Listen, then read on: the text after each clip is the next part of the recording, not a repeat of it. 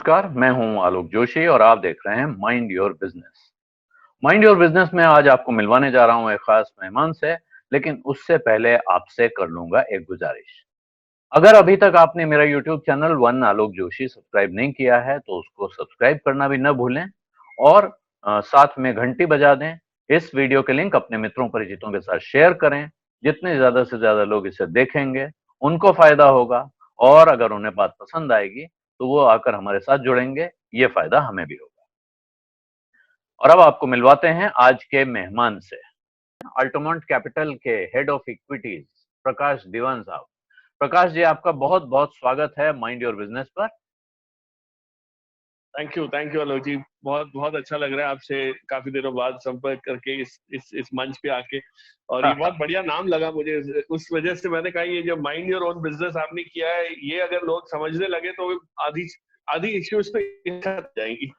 हाँ, तो ये माइंड योर बिजनेस मैंने क्यों रखा है, इसका मेरा एक वीडियो है छोटा सा, वो मैं आपको भेज दूंगा। माइंड योर बिजनेस आमतौर पे आप जानते ही हैं बहुत डेरोगेटरी और या झटकने के अंदाज में कहा जाता है कि अपना काम देखो।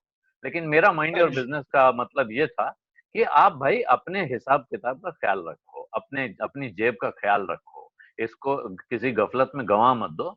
और ये वो वक्त है प्रकाश जी जिसमें कि लोगों को नुकसान होने के भी बहुत डर हैं, लेकिन लोगों को बड़ा भारी फायदा होने की भी उम्मीद है अगर आदमी समझदारी से काम ले। तो इस वक्त जो बाजार चल रहा है उस पर मैं आपसे एक तो मूल सलाह चाहता हूं कि लोगों को इस वक्त बाजार में क्या करना चाहिए। जिनके पास पोर्टफोलियो में कुछ शेयर हैं, बहुत सारे लोग पूछ रहे हैं क्या बेच दें, कुछ कह रहे हैं क्या म्यूचुअल फंड बेच के इक्विटी खरीद लें।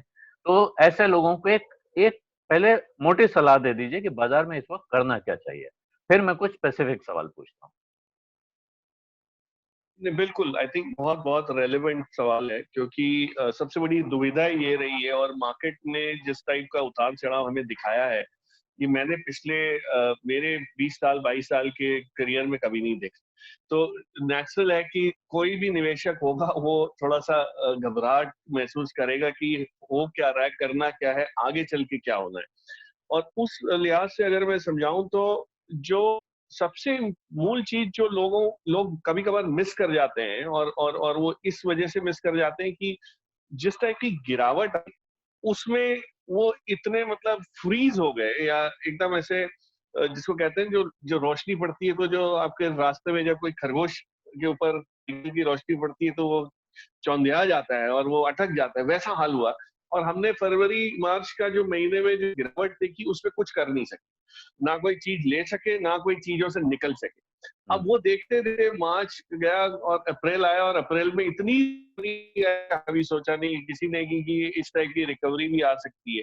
लेकिन एक चीज लोगों के जहन में ये है कि अभी भी रिकवरी आई है, ये थोड़ी सी बेबुनियाद महसूस हो रही है, क्योंकि इकोनॉमी के फंडामेंटल्स भी चेंज होते हुए किसी को नजर नहीं आ रहे। हम ये भूल जाते हैं कि मार्केट हमेशा इकोनॉमी को डिस्काउंट पहले करता है। 6 महीने पहले जो चेंज आने वाला है सितंबर अक्टूबर के महीने में जो आएगा, उस तिमाही के नंबरों में आएगा, वो आज मार्केट आपको दर्शा रहा है। तो मार्केट ये कोशिश कर रहा है कहने की कि हो सकता है चीजें इंप्रूव हो जाए, और जो परिस्थिति मार्च के महीने में जो नंबर्स या आंकड़े जो हमको भाव दिख रहे थे, वैसी गंभीर स्थिति ना हो।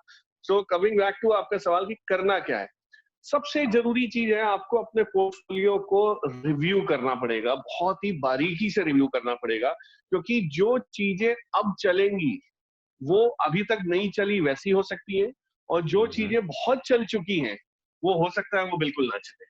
तो अगर आप सोच रहे हैं कि मेरा पोर्टफोलियो 100 का था, आज 70 हो 60 हो गया, चला गया, आम बात है ये, मतलब अच्छे अच्छों के पोर्टफोलियो का ये हुलिया है, 100 के 60 हुए हैं। अब 60 को वापस 100 होने में आप देखिए 70% उसमें अपसाइड उसको चाहिए होगी। तो जो चीजें आप लेके बैठे हैं सिर्फ उनको पकड़ के रखने से ये 70% आएगा कि नहीं, ये डाउटफुल है। सो उसलिए इस लिहाज से मैं कह रहा हूँ कि पोर्टफोलियो का रिव्यू कर प्रोफेशनल हेल्प ले ली, चाहे आप किसी से। और हम लोग ये काफी हमने बहुत काम किया है इस पे। नए स्टॉक्स किसी को दिलाने या नए कैश डिप्लॉयमेंट की तो बात बात की रही, लेकिन जिसका आज एग्जिस्टिंग हाल जो है, जो बुरा हाल है, उसमें से उसको कैसे निकलना या निकालने की बीमा पानी, ये बहुत जरूरी हो जाएगा। तो I would my single biggest piece of this thing is कि आप लोगों से एक ही गुजारिश है कि आप अपने पोर्टफोलियो को रिव्यू करें, उसको एक इग्नोर करके छोड़ दें, लॉन्ग टर्म का है करके ये मत करें। ओके, तो आपका कहना है बहुत बारीकी से देखें। अब बहुत सारे लोग जैसे सवाल पूछ रहे हैं इस वक्त, और मैं इंडिविजुअल स्टॉक्स पे फिर आपसे बात करूंगा, तब मैं वो पूछ लूंगा। मैं किसी दिन एक दिन और आपसे वक्त मांगूंगा। लेकिन ये सलाह सही है कि अपने एक एक शेयर को आपको रिव्यू करना होगा, किसी सलाहकार के साथ बैठकर बात करनी होगी। जरूरी, अगर आप खुद एक्सपर्ट हैं, आप रिव्यू कर सकते हैं तो बहुत अच्छी बात है, अपना रिसर्च जानते हैं। लेकिन अगर नहीं जानते हैं तो किसी एक्सपर्ट की सलाह लें। ये जो व्हाट्सएप पर टिप्स आते हैं या किसी भी बिल्कुल। चैनल पर कुछ भी देखकर अपने अपने पोर्टफोलियो का मूवमेंट मत करें। या हो सकता है किसी शेयर पर वहां राय दी जा रही है, किसी एक व्यक्ति को किसी परिस्थिति में कोई राय दी जाती है, कोई किसी जगह कोई शेयर आज खरीदने के लिए बताया जा रहा है, वो हो सकता है आज दिन भर में चल चला के बंद हो जाए, और आप उसको अपने पोर्टफोलियो में लॉन्ग टर्म के लिए लेके बैठे रहेंगे तो आप अपने हाथ जलाएंगे। तो जो प्रकाश जी कह रहे हैं, बहुत बहुत समझदारी की बात है कि आपके लिए जरूरी है कि आप अपने अभी नए खरीदने के चक्कर में पड़ने से पहले जो आपके पास है उसके बारे में विचार करें। जैसे प्रकाश जी, एक बड़ा सवाल बहुत सारे जी। लोग पूछ रहे हैं और तमाम लोगों का कहना है कि साहब हमने बड़े ऊंचे भाव पर यस बैंक खरीद रखा है, अब उसका क्या करें? क्या ये यस बैंक को बेचने का सही समय है? ये बहुत ही प्रैक्टिकल दुविधा सभी के पास है, जिन्होंने उस जोश में, उस माहौल में, उसमें बहकावे में आके जो खरीदारी करी है। अब ये कहना चाहूंगा कि कुछ बैंकों ने, अभी जब एसबीआई ने इसमें कुछ इक्विटी हासिल की, तब जो साथ में उन्होंने ली, फेडरल बैंक और एक दो और बैंक्स के नाम मुझे याद आ रहे हैं, उन्होंने जिस भाव पे लिया है उसके बाद थोड़ा सा भाव के बाद भी वो लोग निकल चुके हैं। ऑफ कोर्स हम्म। एक एक मर्यादा 25% की है कि जो आपके पास है क्वांटिटी, उसके आप सिर्फ एक एक चौथाई हिस्सा ही बेच सकते हैं, वो भी उन्होंने बेच दिया है। तो हम्म। अगर ये बैंक इतनी जल्दी निकलने के लिए आतुर हैं, आप देखिए अभी तो जुम्मा जुम्मा इन्होंने खरीदारी की है और उसको 15 जी। दिन बाद बेच भी दिया है, तो अब हम्म। ये साफ बताता है कि अभी भी कोई परिस्थिति बहुत खास इंप्रूव होने की गुंजाइश नहीं है, इसको बहुत समय लग सकता है। और जो कोविड का जो जो प्रकोप हमने देखा, ये तो तब सोचा ही नहीं होगा। इस बैंक की तो दुविधा अपने आप में एक अलग ही समस्या थी। अब वो मसला हल नहीं हुआ और उसके ऊपर हमारी ये महामारी की जो वो है डाल दी जनता। ख्याल से थोड़ा सा इससे निकलना ज्यादा बेहतर है। वही मैं जो कह रहा था, पोर्टफोलियो शिफ्ट या रिव्यू की बात जब मैं कर रहा था, कि अगर आपके पास येस बैंक है और हम्म। आज आपको इसके 25 रुपए हासिल हो रहे हैं, ये जी। 25 रुपए ऐसी जगह कहीं लगाइए जहां ये 50 हो सके। यस बैंक में 50 होने में शायद उतनी आपको उस समय ज्यादा लग सकता है, क्षति पहुंच सकती है, लेकिन कहीं और अगर इसको लगाएं कैपिटल को, तो वो आपको रिकवरी जल्दी दे सकता है। तो जवाब जी। ये है जी। कि हाँ, बिल्कुल अभी भी निकलना निकलना मुनासिब निकलने है। की जिस दिन मौका मिले, अच्छा भाव दिखाई पड़े, उस दिन निकल जाएं। तो ये दुविधा बहुत लोगों को रहती है कि एक शेयर खरीदा है, वो उसका दाम गिरता जा रहा है और उस दिन पैसे की जरूरत पड़ी है, जैसे आज का हाल आया। इस वक्त पोर्टफोलियो में कोई बड़ा अच्छा शेयर है जिसका दाम अच्छा दिख रहा है, तो कहा भाई इसमें फायदा हो रहा है, इसको बेच लो। जिसमें घाटा हो रहा है उसको दबा के रखे रहो। इस पर आप क्या कहेंगे? ये बहुत नॉर्मल ह्यूमन बिहेवियर है। इसमें एक सामान्य आदमी की सोच हमेशा ही रहती है कि जहां प्रॉफिट मिल रहा है वो तो ले लो, हम्म। और जो नुकसान है वो जिसको कहते हैं स्टॉक मार्केट की, उसको गले बनना अभी तक नहीं सीखा हमने। तो लॉस जो बुक करने की जो ताकत है या एक डिसिप्लिन है, वो जल्दी आता नहीं है। कि अब हम सारे टाइम एक ऑप्टिमिज्म की तरफ से देखते हैं मार्केट को कि इसका भी भाव आ जाएगा। तो मैं को समझा रहा था शुरुआत में कि 100 के 60 हो गए, अब 60 के 100 होने में 70% आपको अपसाइड इंप्रूवमेंट चाहिए। दिखना चाहिए, हाँ। तब जी। जाके होगे। हाँ। अब वो मैथमेटिकली 40 की गिरावट और 70 की बढ़त, ये तो हम्म। मतलब पहले ही आपके अगेंस्ट है। जो फॉर्मूला है वही आपके अगेंस्ट चल रहा है।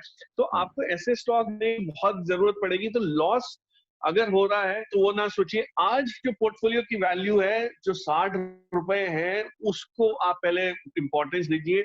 उसको आप अपने जहन में उतारिए कि हाँ, 60 rupees is what I own. अब वो हम्म। लॉस कितना है उसको गिनती करेंगे तो आप कुछ डिसीजन नहीं। लेकिन जो 60 रुपए को हमें कैसे अपने इसको बढ़िया से बढ़िया तरीके से कैसे डिप्लॉय कर सकता हूँ, वापस पोर्टफोलियो क्रिएट कर सकता हूँ, जो गलतियां की है वो ना करूं, नई गलतियां करूं बेशक, लेकिन पुरानी गलतियां वापस दोहराऊं नहीं, और नया पोर्टफोलियो क्रिएट करूं, तब जाके ये तब जाके। तो जवाब ये है कि ये बिल्कुल प्रॉफिट बुक करना और लॉस को दबा के रखना या साइड में हटा देना, इससे आपका पोर्टफोलियो की जो जो क्वालिटी है वो और भी बिगड़ती जाएगी। जी, तो ये समझदारी ये है कि आज कितना पैसा हाथ में है उसे पैसा माने, ये ना सोचें कि कितना लगाया था, और वो जो बाजार में बड़ा हाँ। पॉपुलर टर्म है भाव आ जाए तब बेचेंगे, उस भाव के चक्कर में ना पड़े, वो भाव छलावा है, मिथ्या है, बिल्कुल भूल जाएं या उसे। लेकिन अब मैं प्रकाश जी आपसे इंपॉर्टेंट बात करनी है आज, क्योंकि पिछली रैली में भी हमने देखा, पिछले 40-50 सालों में हमने देखा है कि भारत में एक कंपनी है जिसने बहुत लोगों को बहुत पैसा कमा के दिया है, अभी जो बाजार जी में रिकवरी दिख रही है उसको भी लीड कर रही है, और कहा जा रहा है ऐसे कारोबार में भी है जो भविष्य में बहुत पैसा कमाने जा रहे हैं, पीछे भी कमाया है, Reliance industries limited. Reliance industries बिल्कुल की के रिजल्ट आने वाले हैं, बोर्ड मीटिंग होने वाली है, और साथ में एक इंटरेस्टिंग बात आ गई है कि वो राइट्स इशू भी ला रहे हैं इस बार, क्योंकि एक या दिन का मौका है, कल रिजल्ट शाम को आएंगे, उससे पहले अपने पास एक दिन का वक्त है। तो इस वक्त जिन लोगों के पास रिलायंस है उनको क्या करना चाहिए, इस रिजल्ट में क्या देखना चाहिए, और क्या इस राइट्स इशू से पहले, क्या आज फैसला करना चाहिए कि हम राइट्स के अनाउंसमेंट के पहले रिलायंस को खरीद लें, या इंतजार करना चाहिए? ये बहुत ही वैलिड सवाल है, और ये सवाल का अगर जवाब मार्केट को मिल गया तो रिलायंस ने जो जो अ, ये जो जो संभाली है रिस्पॉन्सिबिलिटी मार्केट चलाने की पिछले 2 हफ्ते में, अगर आप देखें रिलायंस की जो इस टाइप की बढ़त हुई है, it has lead from the front, जिसको हम अंग्रेजी में कहते हैं कि इन्होंने एक एक बहुत ही बढ़िया तरीके से सपोर्ट किया मार्केट को, और आज जाके थोड़ा सा रिलायंस एचडीएफसी बैंक और एचडीएफसी लिमिटेड को उन्होंने सौंपा हो, जिसको कहते हैं रिले करके दिया हो, वो हुआ है। अब ये राइट्स इश्यू आने के साथ साथ रिजल्ट जो आएंगे उसमें एक चीज इंपॉर्टेंट है, और मैं काफी क्वार्टर से रिलायंस के रिजल्ट्स इवेल्युएट करता आया हूँ जी। और शेयर करता आया हूँ, मुझे ये लग रहा है कि जो पेट्रोकेमिकल वाला जो बिजनेस है, जो जो एक्चुअली थोड़ा सा जिसमें जिसमें काले बादल छाए हुए हैं काफी समय से, प्रेशर है मार्जिन का, ग्रोथ का, और क्रूड के भाव को लेके जो इन्वेंट्री में जो लॉसेस हो सकते हैं, उनको देखते हुए आपको बहुत खास इसमें दिखेगी इस बार, इस क्वार्टर हम्म, में आप उसको नजरअंदाज नहीं कर सकेंगे। हम्म, लेकिन जो साथ में एक इम्प्रूवमेंट वाला जो जोन है वो रहा है जियो का, जो टेलीकॉम हम्म, वाला बिजनेस है, और जी। दिसंबर के महीने में इन्होंने टैरिफ बढ़ाए थे, और अभी हाल में कुछ समय पहले फिर से स्कीम में थोड़ी तब्दीली की, जिसकी वजह से वो वापस आरपीयू जो कहते हैं, एवरेज रेवेन्यू पर यूजर, वो इम्प्रूव हुआ जी। है। वो सब होने के बाद एक राहत का एलिमेंट है, दौर दिखेगा। लेकिन जो लोगों की उम्मीद बनी, जिसकी वजह से भाव 1400 के ऊपर जो आया है, हम्म, वो है ये जो फेसबुक की साझेदारी जो अनाउंस डील है। हुई, या जी। जियो मार्ट का लॉन्च की जो बात हुई, ये सब चीजों की वजह से इम्प्रूवमेंट दिसंबर में तो आपको दिखता नहीं, अभी तो इसको बहुत समय है लॉन्च होने में, स्टेबलाइज। जी। प्रॉमिस की कि हम हमारा कर्ज कम करेंगे, नेट डेट लेवल हम्म। जो है उसको हम फ्री हो जाएंगे, वो यहाँ पे उसकी प्रकाश जी थोड़ा तरफ इनका जो सिग्नल पहला सिग्नल प्लान ड्रॉप था। हो गया, तो आपकी आवाज बीच का एक हिस्सा पूरा चला गया है। आपने एक जगह कहा, जहाँ मैं कुछ हिस्सा रिपीट करता हूँ, लेकिन जहां तक आपने कहा कि देखिए जी पेट्रोकेमिकल और पेट्रोलियम बिजनेस पर तो असर दिखेगा ही, क्योंकि पूरी दुनिया में क्रूड का भाव हाँ गिर रहा है, यहाँ पेट्रोल बिक नहीं रहा है, ये भी एक मूल पहला सवाल यही है कि क्या पेट्रोलियम बिजनेस पे कितना इम्पैक्ट दिखेगा जो उनका कोर बिजनेस अभी तक रहा है। दूसरा, जिनको अब वो सनराइज बिजनेस के तौर पे देख रहे हैं, नए धंधे जो उनके खड़े हो रहे जी हैं, उनको कैसे जी। देखेंगे, और इस रिजल्ट में आप कहाँ ज्यादा नजर रखेंगे? इस रिजल्ट में ऑयल एंड केमिकल बिजनेस की जो गिरावट है वो तो एक एक्सेप्टेड फैक्ट है, लेकिन उसको कैसे कॉम्पेंसेट, आरपीयू के इम्प्रूवमेंट से कॉम्पेंसेट हो सकेगा जो टेलीकॉम या जियो के बिजनेस से, जियो के कारोबार से, वो बहुत महत्व रखता है, क्योंकि आगे चल के सारा जो जो जो भार है वो जियो के कंधे पे उठाया जा रहा है। जियो पे, हम्म, उस पे बोलिए या रिटेल पे बोलिए, जो न्यू एज बिजनेस है जो आपने कहा, अब ये नए बिजनेसेस एस्टैब्लिश तो हो चुके हैं, लेकिन ये कब रफ्तार पकड़ेंगे और स्केल अप होंगे, ये थोड़ा सा अभी देखना बाकी है। और जो फेसबुक के साथ साझेदारी अनाउंस हुई है, उसका जो इम्पैक्ट है उसको एटलीस्ट आपको 1 साल 1.25 साल और लगेगा for the revenue to start flowing. तो वो उसको हम लोग फैक्टर कर नहीं सकेंगे, सिर्फ जियो के ऊपर हम डिपेंडेंट है। तो अगर इस बार हम पे जाएं तो मेरे हिसाब से जो नुकसान पेटकेम और ऑयल रिफाइनिंग साइड में से आएगा, उसको अगर जियो कॉम्पनसेट भी कर ले और बराबर की एक समता बनाए रखे, तब भी वो पॉजिटिव माना जाएगा। सो मेरे हिसाब से अगर वो नहीं होता तो थोड़ा सा मार्केट डिस्टर्ब हो जाएगा, क्योंकि स्टॉक थोड़ा सा रन अप हो चुका है। जैसे हमने शुरुआत में ही कहा कि उसने अच्छा खासा एक बढ़त हासिल की है और न्यूज फ्लो के बेसिस पे वो हो सकता है थोड़ी सी हो जाए। और रिलायंस ट्रेडिशनली आप काफी क्वार्टर्स पिछले मैंने देखा है कि रिजल्ट्स में जब हम जाते हैं तो एक तेजी की तरफ रुख रहता है, और रिजल्ट्स के बाद थोड़ा बहुत उसमें एक रियलिस्टिक टोन आना शुरू हो जाता है, थोड़ा प्रॉफिट बुकिंग आ जाती है, क्योंकि नए प्लान हमेशा एक क्वार्टर के बाद नए प्लान आपको समझ आना लगते हैं, आपको समझने पड़ते हैं। तो उस वजह से थोड़ा सा वो हो सकता है। तो कल का दिन बहुत अच्छा है अगर किसी को निकलना है या प्रॉफिट बुक करना है और वापस एक री एंट्री के मैं नहीं कह रहा कि इसको आप छोड़ दे पोर्टफोलियो में, बेशक इसको बनाए रखें, आगे चल के एक बहुत बड़ा कंट्रीब्यूटर बन सकता है।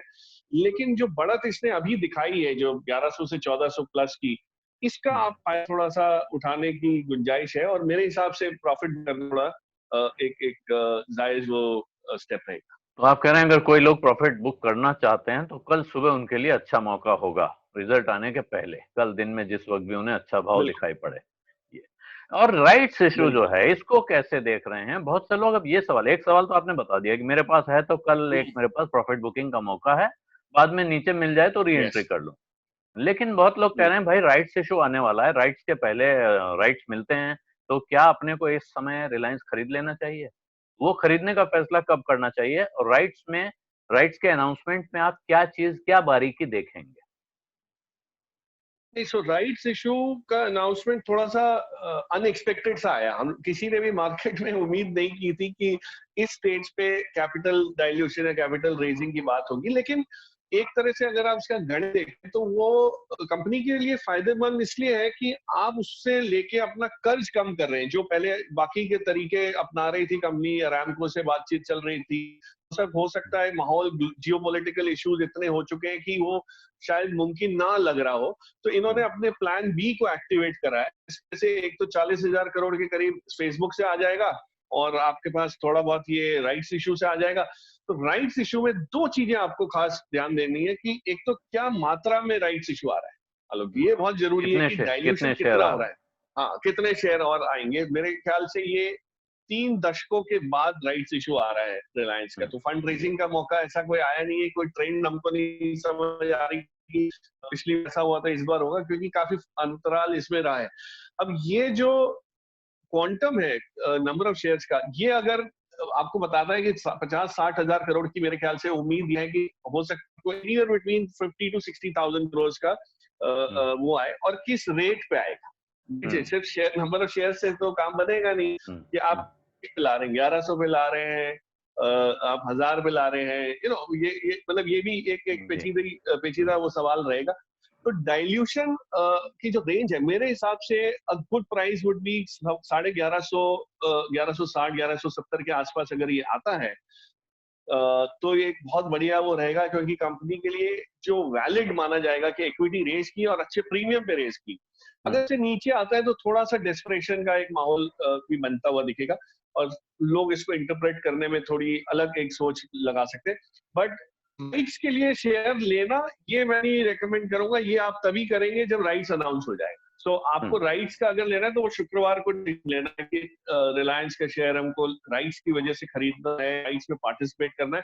लेकिन जिनके पास है उनके लिए मैं प्रॉफिटेबल पोजीशन है उनके लिए मैं इसलिए कह रहा था, एक्सपेक्ट जैसे आज 1400 को जो मिल रहा है उसको आप छोड़िए नहीं, क्योंकि राइट्स आएगा तो थोड़ा सा भाव पे प्रेशर डाउनवर्ड्स भी आए। तो मतलब आपका कहना है जिनके पास हैं वो इसका फायदा उठा सकते हैं। मैं थोड़ी माफी चाहता हूं दर्शकों से कि ये बीच बीच में प्रकाश जी की आवाज कट जा रही है, तो इसलिए मैं कोशिश करता हूं कि वो बात जो कह गए हैं उसको मैं दोबारा बोल देता हूं।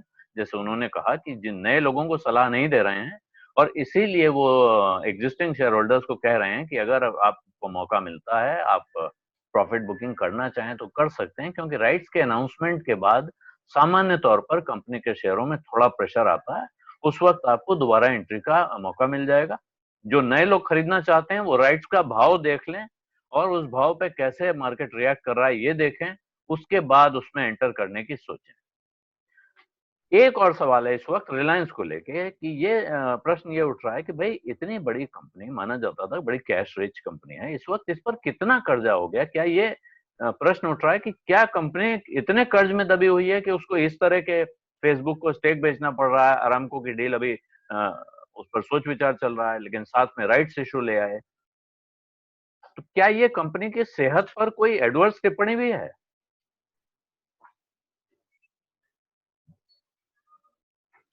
नहीं, इसमें इसमें मेरी टिप्पणी इस पे रहेगी आलोक जी, सिंपल ये है कि कंपनी अपने आप को ये चीज कर रही है, अपनी ताकत बनाने की कोशिश करी कि बैलेंस शीट मजबूत रहे, क्योंकि ये जो परिस्थिति आगे चल के होगी इसमें मजबूत बैलेंस शीट वाले ही प्लेयर्स आगे चल के जीत हासिल कर पाएंगे, मार्केट शेयर का इंप्रूवमेंट हासिल कर पाएंगे। रिलायंस ने दिसंबर के महीने में आपको ख्याल हो तो 2 एसपीवी क्रिएट किए थे, एक टावर बिजनेस था और एक फाइबर बिजनेस था। वो ट्रांसफर करके जियो की बैलेंस शीट से हटा के इन्होंने ये कहा कि ये कर्जा जो है ये हम कंपनी होल्डिंग कंपनी के नाम पे रखेंगे। अब वो अगर बेच पाएंगे, अगर उसको जिसको हम कहते हैं मोनेटाइज कर पाएंगे, कोई तरीके से कोई नया बायर ला सकता है, कोई खरीदार ला सकते हैं, तो वो डेट अगर हट जाएगा तो ये सारी समस्याएं घट सकती है, क्योंकि जो बड़ा कर्जा आया है वो रिफाइनिंग बिजनेस की वजह से नहीं आया है। 2 साल पिछले 2-2.5 साल में इन्होंने जो पैसा बटोरा वो डेट पे वो जियो को बड़ा करने में, जियो को ग्रो करने में यूज किया, ये बहुत तेज रफ्तार से किया। आज 2 साल पहले जियो ही नहीं था, आज तो सबसे बड़ा प्लेयर या फास्टेस्ट ग्रोइंग प्लेयर हो चुका है, तो उसको एक्सपेक्ट करने के लिए रखा है। और एक चीज ये कहना चाहूंगा कि फेसबुक के साथ जो डाइल्यूशन हुआ है या जो साझेदारी हुई है उसमें टेक्नोलॉजी बहुत है, उनको जो व्हाट्सएप के यूजर बेस का फायदा होगा उसको उनकी पहुंच बढ़ाने के उसमें लक्ष्य से वो कर रहे हैं, नॉट नेसेसरी सिर्फ पैसा लाने के। वो एक वैल्यूएशन तो एक बोली लग गई, आज आपका भाव लग गया, ये एक चीज आपने हासिल की, वो बाई प्रोडक्ट। लेकिन आज फेसबुक के आने से जो आपके पास एक क्षमता बनी आपकी, वो एक बहुत इरिप्लेसेबल वो रहेगी ई कॉमर्स में जाने के लिए दोनों प्लेयर्स के लिए। इनफैक्ट वो बढ़िया विन विन सिचुएशन उन्होंने क्रिएट की है, वो उसके लिए दाद देना चाहूंगा कि दोनों प्लेयर्स ने सोच समझ के एक ये साझेदारी का ऐलान किया और टाइमिंग के हिसाब से किया। और आगे चल के ई कॉमर्स और खास करके हमारे नजदीकी जो ग्रोसरी स्टोर्स जो हैं उनको आप नजर, ये थोड़ा सा हिस्सा आपका आप कह रहे हैं, जो आखिर में जाके आपने कहा कि आगे जाके ई कॉमर्स और जो आपके नजदीक के ग्रोसरी स्टोर्स हैं इनका नेटवर्क बनाने का जो प्लान है उसको आप नजरअंदाज नहीं कर सकते हैं, और वो शायद इस कंपनी की योजना भी है। और फेसबुक इस धंधे का बड़ा भारी ग्लोबल प्लेयर है। रिलायंस के पास भारत के सबसे बड़े बाजार में इस वक्त सबसे बड़ी कम्युनिकेशंस कंपनी है। और जो आपने भी देखा होगा मार्केट में कहा यह जा रहा है इस वक्त, अभी एक मॉर्गन स्टैनली की रिपोर्ट आई है, कम्युनिकेशन सर्विसेज कंपनी अब आगे का उनको दिख रहा है कि उनमें काफी तेज बिजनेस होने जा रहा है। तो मैं अब क्या, रिलायंस एक समय रिलायंस कपड़ा बनाने वाली कंपनी होती थी, कपड़े वाली कंपनी से वो पेट्रोलियम कंपनी तक बन गई। पेट्रोलियम के बाद मुकेश भाई ने कहा data is the new oil. तो अब क्या, वो पेट्रोलियम कंपनी उसका एक छोटा सा हिस्सा रह जाएगी और ये एक बड़ी कम्युनिकेशन कॉन्ग्लोमरेट में कन्वर्ट हो रही है। हमको इसको एक टेलीकॉम कंपनी की तरह ज्यादा देखना पड़ेगा आने वाले समय में। Absolutely absolutely. और ये जो इन्वेस्टर्स में जो इतना उत्साह दिख रहा है रिलायंस को लेके, वो इसी वजह से है कि एक बोरिंग हाइड्रोकार्बन बिजनेस जो हुआ करता था, कपड़ा बनाने का तो बिजनेस होता तो शायद आप इसको कब से भूल गए हो कि हम देखा है टेक्सटाइल कंपनियों का क्या हाल हुआ है। लेकिन जो ऑयल एंड गैस में ये जो लीडरशिप इन्होंने हासिल की वो स्केल की वजह से की, इतनी बड़ी क्षमता जो इन्होंने उसकी वजह से की, वो भी रिटेलिंग तेल की बिक्री में हो, या ये जो पेट्रोल पंप्स इन्होंने बनाए हैं उसमें है, पेट्रोकेमिकल्स वाली सेगमेंट में हो जहाँ प्लास्टिक्स और पॉलीमर्स बनते हैं, तो वो सब बिजनेसेस प्रॉफिटेबल अच्छे खासे रहेंगे, स्टेडी स्टेट उसमें रहेंगे। लेकिन वहां पे अलग जी एक ग्रोथ आना, प्लास्टिक का उपयोग जैसे अगर कम होना शुरू हो जाता है, या कोई सरकार ऐसा कोई ऐलान कर देती है कि आप कल से प्लास्टिक नहीं यूज करेंगे फला फला चीजों में, तो इसका असर काफी कुछ पड़ सकता है। और ग्लोबली ये होने का हमेशा डर रहा। तो जो मुकेश जी ने जो जो डिवर्सिफिकेशन किया है और एक नया रुख जो इस कंपनी को दिया है, बिजनेस को दिया है, वो आई थिंक बहुत ही आगे चल के ग्रोथ उसके में अच्छी खासी रहेगी। इसलिए मैंने पहले कहा था रिलायंस पोर्टफोलियो में जरूर लेना है, लेकिन किस भाव में लेना है ये आपको सोच समझ के करना है। लेकिन पोर्टफोलियो में अगर आप रखेंगे तो यहाँ से ये 2 गुना 2.5 गुना जरूर हो सकता है। मैंने पिछले साल वैलेंटाइन के दिन इनफैक्ट इसका चयन किया था एज वैलेंटाइन स्टॉक, वहां से इसने 50% का अपसाइड भी दिखाया आपको एक साल में। तो ये तो इससे मोहब्बत प्यार करें, कभी कभार इसको बाहर घूमने जाने दें, वापस आने दें, लेकिन पोर्टफोलियो में जरूर इसकी जगह बनाए रखें। जी, तो ये बहुत इंटरेस्टिंग बात आपने कही। इस वक्त आप कह रहे हैं रिलायंस अगर जरूरत है, आपको लगता है प्रॉफिट बुकिंग करना चाहें तो प्रॉफिट बुकिंग हो सकती है। और आपने कहा कि इसको आपने पिछले साल वैलेंटाइन स्टॉक बताया था। इस वक्त कहते हैं देखिए जो बड़ा संकट होता है उस वक्त मोहब्बत भी बहुत कीमती चीज होती है। तो इस कोविड संकट में कोई ऐसा वैलेंटाइन स्टॉक जिससे इंसान को मोहब्बत करनी चाहिए, आप बताना पसंद करेंगे लोगों को कि इस वक्त कहीं पैसा लगाना है तो वो इंसान कहाँ लगाए और कितना लगाए? क्या पूरा एक साथ लगा दे या थोड़ा-थोड़ा करके लगाए? नहीं, मेरे ख्याल से जो माहौल है इसमें अलग ही दवाइयों के आजकल गुणगान तो सबसे ज्यादा हम फार्मा कंपनीज के ही सुन रहे हैं, क्योंकि आपके पास खाने पीने की रहने की सुविधा जरूर है, लेकिन जो दवाइयों की डिपेंडेंस है उसको आप इग्नोर नहीं कर सकते। तो मेरे ख्याल से फार्मा बास्केट बनाए, उसमें मेरे ख्याल से अच्छा खासा वो रहेगा। और मैं बास्केट का शब्द का इस्तेमाल इसलिए कर रहा हूँ कि कौन सी एक कंपनी चलेगी ये कहना फार्मा में बहुत मुश्किल है। बहुत मुश्किल फार्मा है। बहुत ही डाइवर्स प्ले माना जाता है। कई फार्मा फंड्स भी हैं, म्यूचुअल फंड्स भी हैं जो हुँ, हेल्थ केयर फंड या फार्मा फंड है, जिसमें एपीआई, जेनेरिक, हुँ, हॉस्पिटल, लैब सब कुछ आ जाता है, डायग्नोस्टिक सब कुछ है, तो उसका हुँ। वो भी ले सकते हैं। मेरे ख्याल से रिटेल निवेशकों के लिए वो एक बेहतर स्ट्रैटेजी रहेगी, कोई आपकी कि आप नज़र में अगर बास्केट। प्रकाश जी हो सीधा बता सकें अगर कि ये वाला फंड तो बहुत अच्छा रहेगा और दूसरा जो आप बास्केट बता रहे हैं उसकी कंपनियों के नाम कुछ ले दें? देखिए, अगर आप डायरेक्ट बास्केट बनाने की कोशिश करें तो 4-5 नाम जो मेरे ज़हन में आए हैं, जो जो परफॉर्म कर पाएंगे, अच्छी तरह आउट परफॉर्म कर पाएंगे, उसमें एक ऑफ कोर्स अजंता फार्मा है। हुँ, एक आपके पास बायोकॉन है जो बहुत ही नए टाइप के ड्रग्स का काम वो कर कर रहा रहा है। है, जी। रिसर्च का काम आ रहा है, उसमें आपको बहुत प्रोग्रेसिव न्यूज मिलेगी। तीसरी ऑफ कोर्स एक छोटी सी कंपनी है जेबी केमिकल्स करके, जो एपीआई में बहुत सक्षम, एपीआई हुँ, वाले सेगमेंट में। और फार्मा से थोड़ा सा हट के एक कंपनी है अतुल लिमिटेड, अभी हाल ही में इसके रिजल्ट्स भी हाँ, आए थे, मेरे ख्याल से कल ही रिजल्ट्स आए थे। और हुँ, रिजल्ट्स में मैंने एक चीज जो बहुत अच्छी नोटिस की कि इनका कहीं भी डी ग्रोथ नहीं हुआ है, सिर्फ इन्वेंट्री कम हुई है, जो एक्सपोर्ट होना था माल वो नहीं हुआ बिकॉज ऑफ लॉकडाउन, शिप्स और ये सब का ट्रांसपोर्ट का मामला जो चल रहा है उस वजह से। बट आज भी इस कंपनी की ये क्षमता है कि जब कैचअप करेंगे तो ये वापस इसको करेंगे। और ये सस्ते में जब चीजें मिलती हैं तो कोई गिरावट में तो आप इसको लेके रखिए, क्योंकि इनके माल को हमेशा डिमांड रहेगी और लेने वाले इनके लिए रहेंगे। तो इस टाइप की जो कंपनीज है इसका एक आप बनाइए, ताकि रॉ मटेरियल, फिनिश गुड हुँ, और रिसर्च तीनों का आपने वो करा।